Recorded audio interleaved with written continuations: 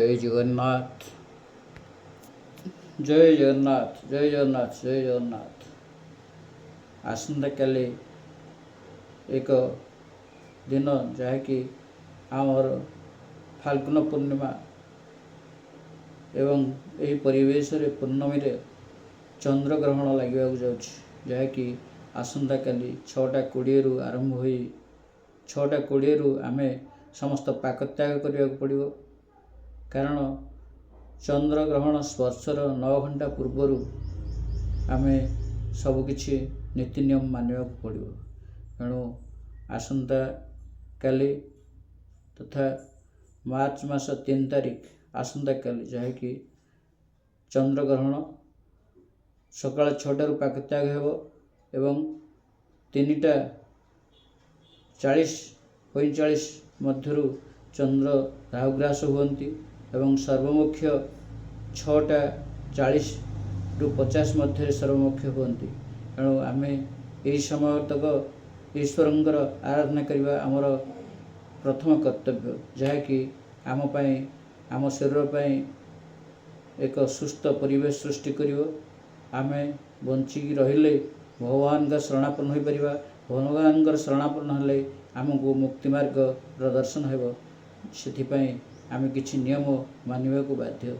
जदिओ आमे सबुठु अति उत्तम निर्जल भाव में रहिबा, सकाळ 6:20 संध्या 6:45 पर्यंत निर्जल भाव रहिले अति उत्तम। जदि आमे रही न पारुछे फल आहार करी रही पारिबा, किंतु कौनसी व्यंजन प्रस्तुत रोषेई जिनस आमे खाइबा निषेध।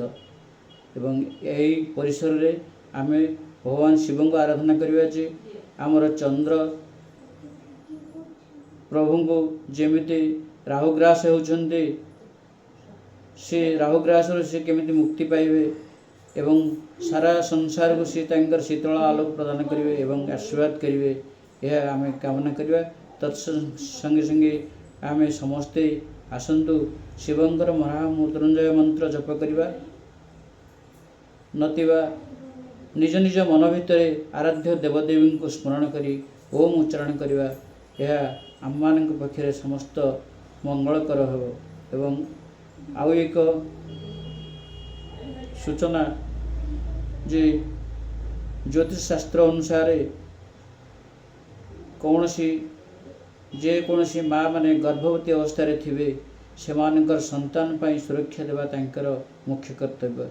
एवं यही सुरक्षा है से माने बाहर को बाहर नहीं एवं ईश्वरंकर प्रार्थना करेंगे केमिति ना निजे शुचि पवित्र होई एक पैड को कोलर धरी ओम नमः शिवाय जप करवा किंबा शिवंकर महामृत्युंजय मंत्र को जप करवा कि निजर आराध्य ठाकुर जहाँ को आपण बहुत भल पाउछन्ति तांको मध्य भल पाइबा माने तांको मन मध्य भक्ति करी मनन करवा एवं निजर इष्ट देवी जहाँकर जहाँ थाए कहार सर्वमंगला कहार तो दुर्गा कहार तो तारातारिणी एमती अनेक देवदेवी थांती जो माने से निजर गृह इष्ट देवी मध्य शरणापन्न नहीं पारती।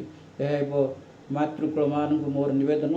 एणु एतिकी मोर सूचना देउछि जे एतिकी करवा आम समस्त मंगल एवं आम समस्ते सुस्थ रहिले आम परिवेश सुस्थ रहिले आम समस्ते सुस्थ रहिबा। आमर भाई बंधु कुटुंब जिते समस्ते अच्छन्ति सर्वे भवन्तु सुखिनः कही आम समस्त को निरामय रखिबा एवं समस्ते उत्तम रूपे रुहन्तु भद्राणि पश्यन्तु समस्ते उत्तम रूपे रुहन्तु बोली आम समस्त को ईश्वर निकट कामना करवा। जय जगन्नाथ जय जगन्नाथ जय जगन्नाथ जय जगन्नाथ।